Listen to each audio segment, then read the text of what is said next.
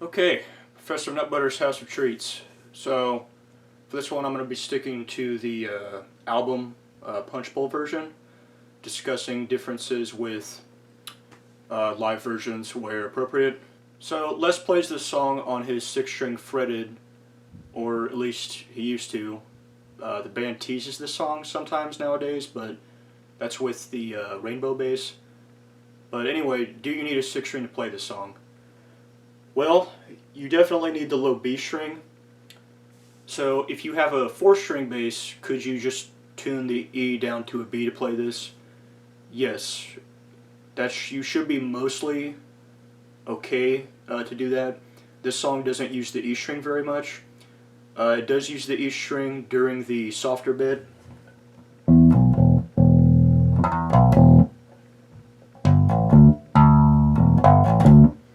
So if you do that, that's going to make that bit a little more difficult, but you know, the softer bit is, I think, the least of your worries in this song. So do you need the high C string to play this song? Well, the high C string is utilized during the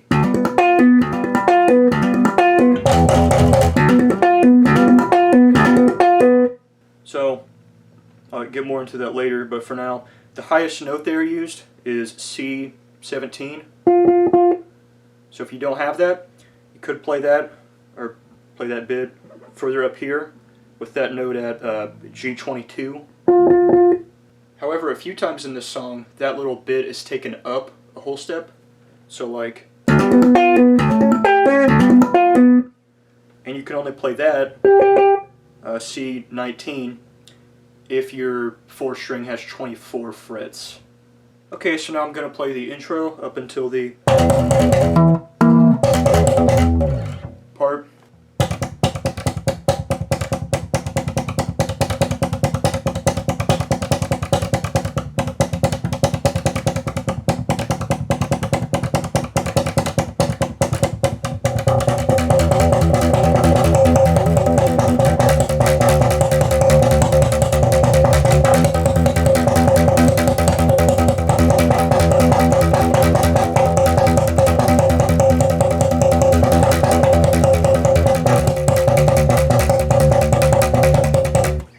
So, a lot of this song uses this kind of technique,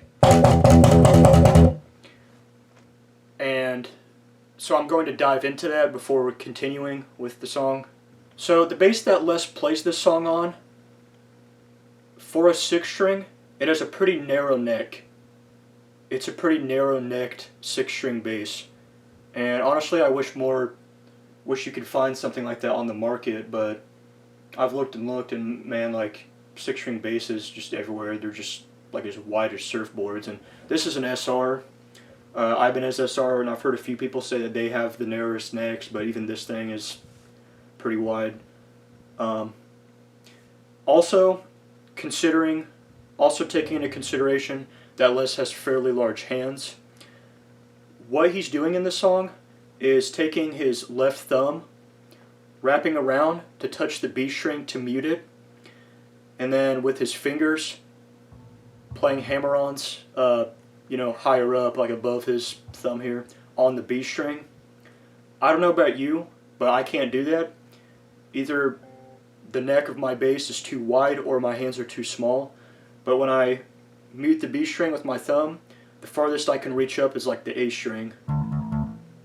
Actually, come to think of it, this song might be easier to play on a 4-string if you tune the E down to a B. That way you could wrap your thumb around to mute that string. But the string being loose might make it more difficult. I think like a tighter string would make this song easier. I don't really know, I haven't tried that. But in any case, you'll want that B string to be muted. It's going from this song is a muted slap and then a hammer-on. So like, right? So it's muted, it's not open B. It's not open B to a hammer-on. So like, that's not it. So an alternative way to do this is to mute with your left index finger, and then do the hammer-on with, your remaining fingers here. So this song, the notes it tends to stick to, the riffs in this song, are B14, and then 15, 16, 17. And then those same notes an octave lower at B2, 3, 4, 5. So playing down here, I use my middle and ring fingers to do the hammer-on, both together just to get a little more power in that hammer-on. But up here, I usually just use my middle finger for the hammer-on. You know, the frets are closer together up here, so it's kind of hard to fit 2 fingers in there. And you're going to be doing some sliding around in this, so that, you know, using these 2 fingers, it's kind of hard to be precise up there with that. So with this muting with your left index finger, you'll want to be applying some pressure. Now, not so much pressure that you're fretting down on the note, because then it would just be a hammer-on, you know, so like, you don't want that. But also, don't be having your index finger just kind of resting on the string lightly, because then the open B string will kind of ring out, it will kind of become a little audible in there, and you don't want that. You want the first kind of slapped note before the hammer-on to be pretty muted. So this is what it would sound like with my index finger kind of lightly grazing the B string.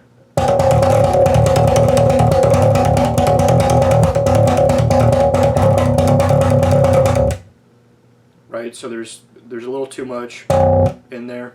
Now as to the timing here, you'll basically want to do that hammer-on like immediately after the slap.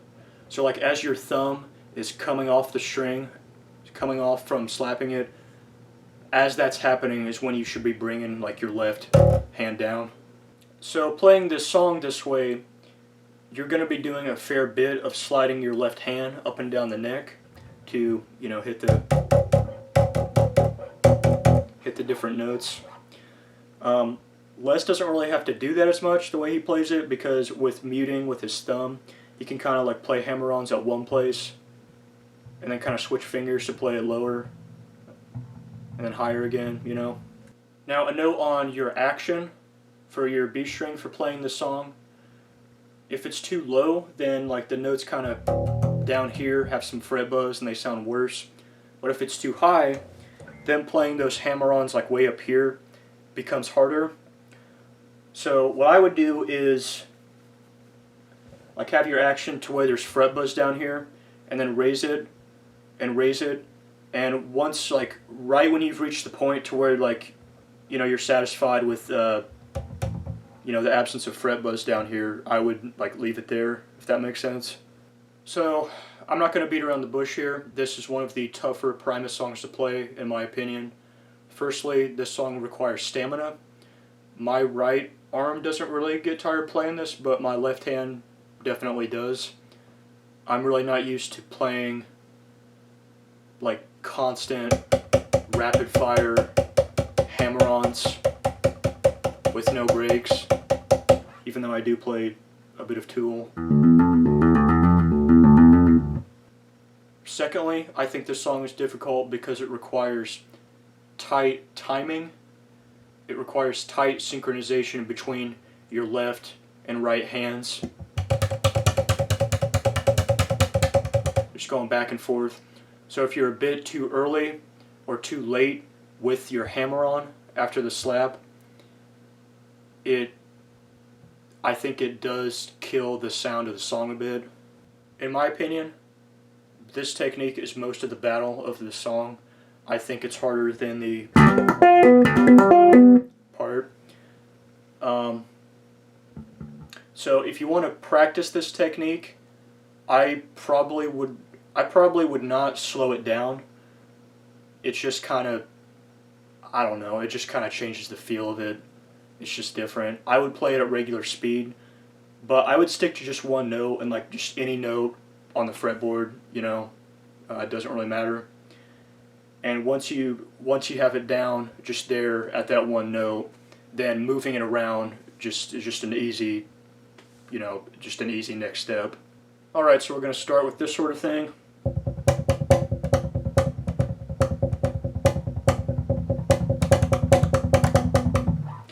So, you know, immediately starting with that technique, but just only like it's all muted, right? so we're not hammering down to any notes here. So we're going to be muting the strings with the right arm a bit, kind of like in a mud, and coming softly with that, like not super aggressive.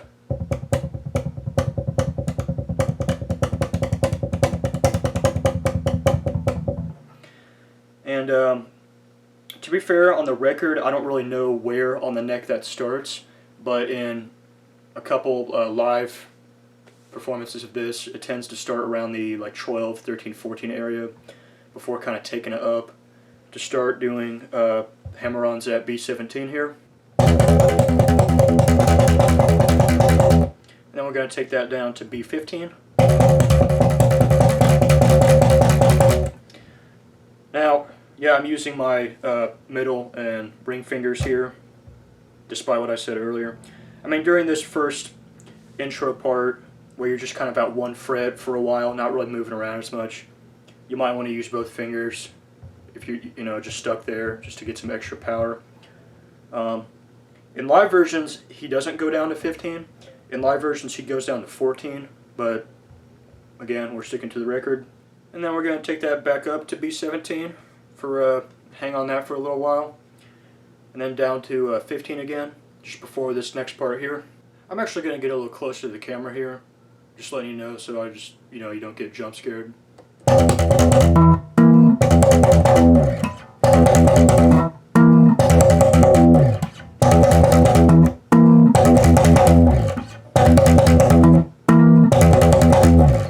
Okay, so we're going to hit B17 4 times, and for the rest of this video, unless stated otherwise, when discussing, notes played, hit on the B string, just go ahead and assume that it's using the technique, so instead of. But yeah, anyway, B17, 4 slaps with that. Then with the right index finger, we're going to tap A19. It's not super pronounced in this song, but I think it's still there, so if you miss it a little bit, not a huge deal. But, the tapped chord after that is more important. So with A19 again, but then with D20 in there as well.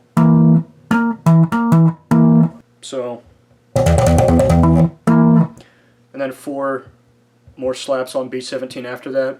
I don't think he slides down every time, just sometimes, but I like to slide down with that. Alright, so after 4 times, I think, of that part, we're going to take it back down here to B15. Alright, and then we're going to do the bit 2 more times, and then after that, instead of B15, we're going to take that an octave lower to B3.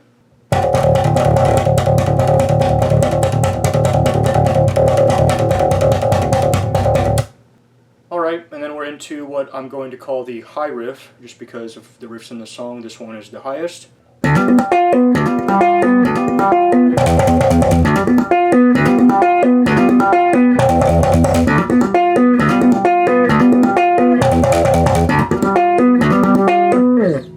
Okay, to play that slower.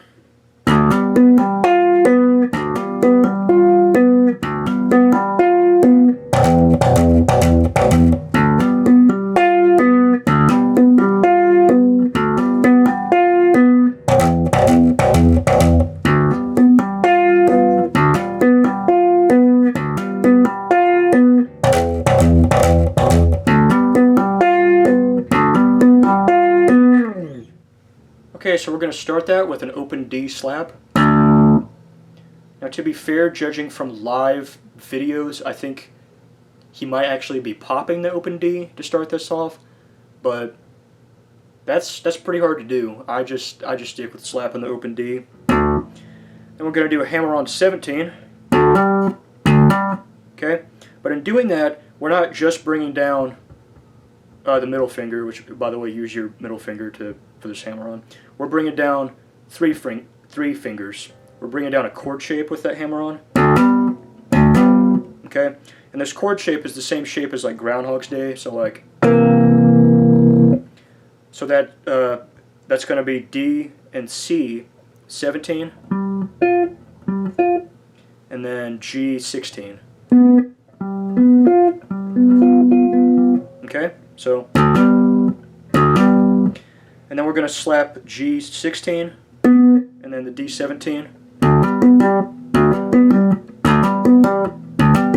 Okay, so there's two slaps there. They're pretty quick. They're not super pronounced, so if you're doing that and it sounds not super there, like kind of muted, it's, you know, not a big deal. So then after that we are going to pop the C17 and then slap the G16. Okay, so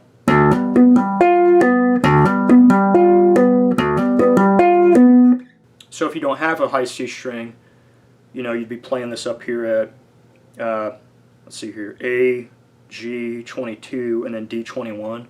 So the first note there, it's not going to be an open D slap, it's going to be an open A slap, so it's going to sound a bit differently, but, you know, not a huge deal.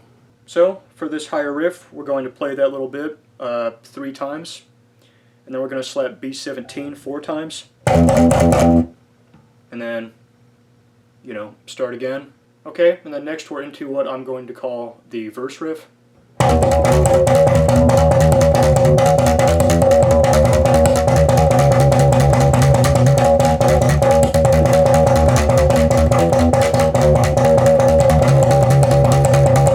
Okay, so I'm going to break this verse riff down into 4 parts. So for part 1, we're going to start at B16 for 2 slaps, and then down to 15 for 2 slaps, and back up to 16 for 4 slaps. So for part 2, we're going to do 2 at 16, 2 at 15, 2 at 16, and then 2 at 17. So that's going to go like... So part 3 is going to be identical to part 1, but then part 4 is going to be 8 slaps down here at B14. Alright, and then when the lyrics come in, come on kiddies!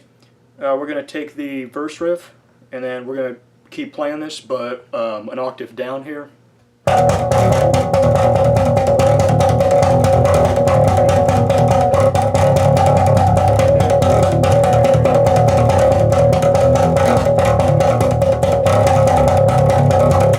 Okay, so in the middle of the first verse, after the first line of lyrics, I guess you'd call it, but before the second, we're going to come up here to B14 for some slapping. And the same thing is going to happen after the second line, leading into the second higher riff. So in this second round of the higher riff, we're going to take it up a whole step here, and that's going to go kind of like this.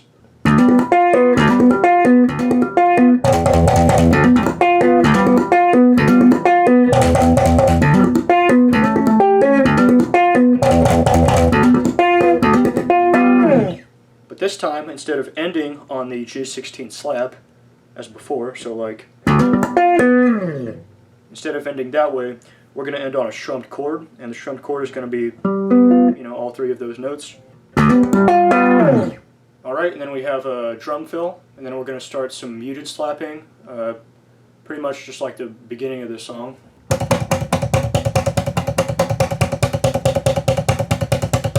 Then we're going to take it up to B14 here, just before the second, you know, verse lyrics come in. So in the second verse, we're going to have, like the first verse, we're going to have a fill in the middle of it. This time it is down here at B2, so that's going to be kind of like this.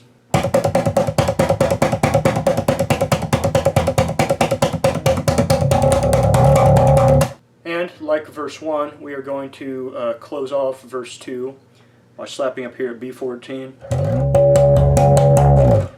before going into the higher riff again for the third time of that. Alright, so in this third appearance of the higher riff, it's going to get cut short a bit. We're only going to play it twice before we go into just slapping B4 here.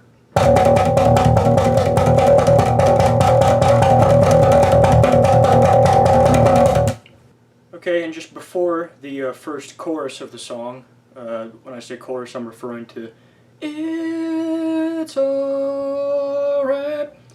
that part in the accompanying riff. I'm going to call it the chorus riff, but before that, we're going to take it up here to B16 and then down to 14 for some slapping, like regular slapping, not, you know, this technique. Okay, so now we're into the first chorus, and the chorus riff is going to go like this.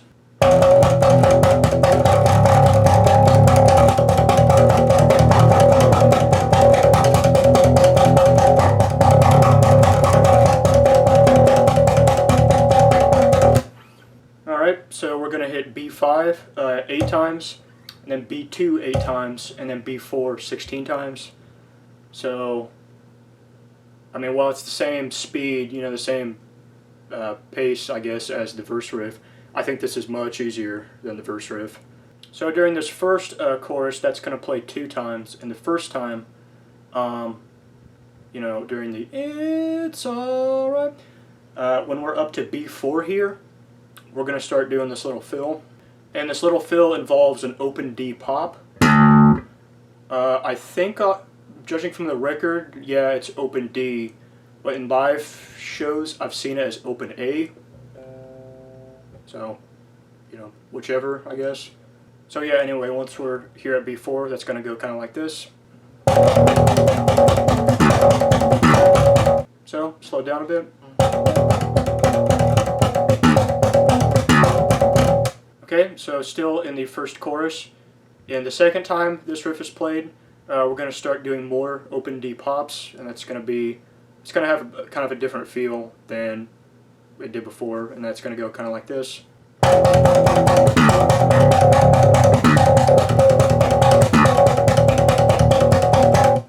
So slow down a bit, it's like, and then another hammer-on, muted slap to a pop, so like,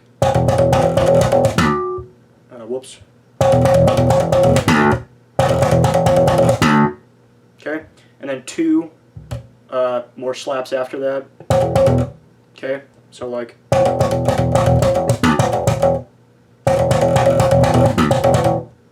and then we're going to close this first chorus with a slide up here to do some kind of regular standard slapping at B16. Alright, and then we're into the higher riff again, just before the it's going to be a little different this time. It's going to go like this.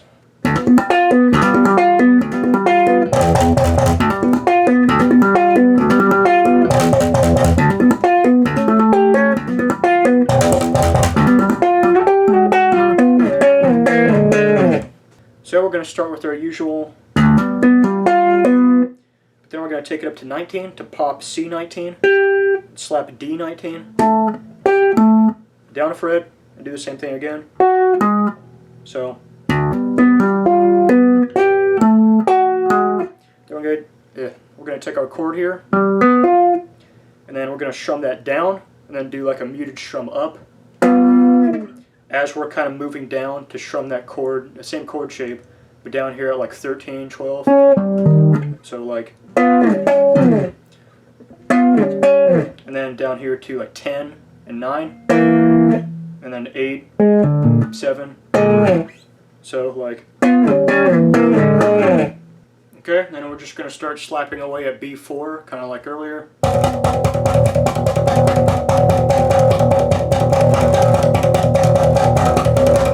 And then we're going to start playing the verse riff up here. And then we're going to start playing the verse riff down an octave down here, but it's going to be a little different. There's going to be a couple little fills in here.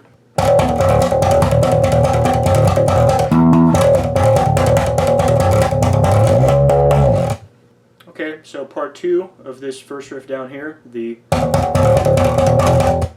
instead of the last 2 notes being here at B5, we're going to take that up an octave. I play it at D7. I don't really do the hammer on, but, and then for part 4 of this verse riff, instead of playing entirely down at B2 like usual, we're going to take it up here an octave and start slapping at B14, and yeah, you may have noticed there's a lot of that in this song. And then we're going to do the verse riff again, down here low, like usual.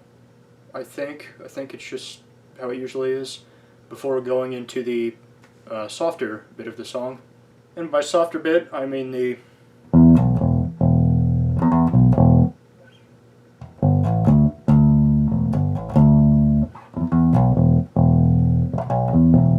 so this bit is fairly easy, fairly simple, just some finger style going on here. And so rather than just to say, you know, play this note, then play that note, and this note, I think this sort of thing would be better as a tab.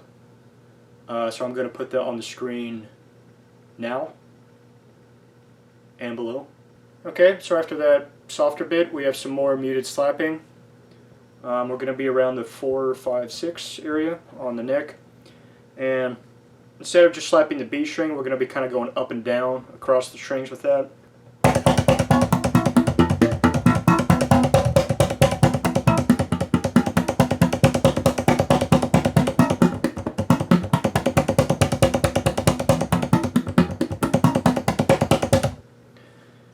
And then so that is going to kind of fade into resuming the B4 slapping here.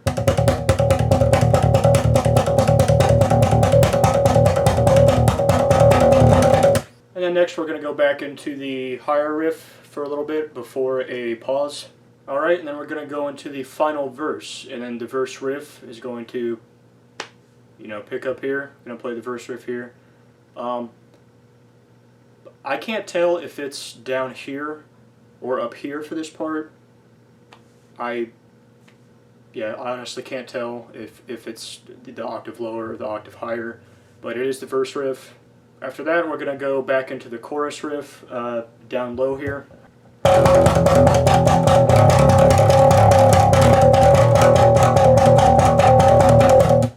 And then when Les comes in, you know, singing, that's when we're going to start doing more of those open D pops.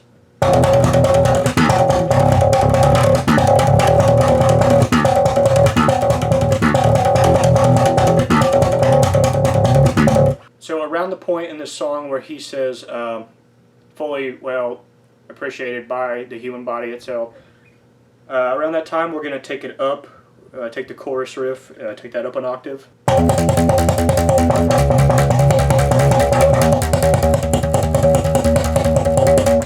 And then we have a fill here. It's going to be B18, slap, pull off to 16. We're going to do that a few times. That's going to be like this. And then we're going to take the chorus riff down low here again for a little bit before the bass kind of, you know, just cuts out and it's just him talking with, you know, Lur fucking shredding and, you know, Herb. Pretty cool part of the song, I think. And then when the bass comes back in, we're going to be up here at B14 for a little bit before the chorus riff resumes up here in the higher area. Alright, and then the chorus riff is going to continue down here in the low area, and the song is going to finish off with this kind of this little fill here, which on the B string would be so like 8 hammer on 9, and then 9, and then a muted slap to an 8 slap slide down. I think it sounds a little better on the E string. So what he typically does live, kind of towards the ending of this song, is plays 4 and 5 on the E string, does some fills there, so like this one, or like, so with greater context it'd be kind of like this.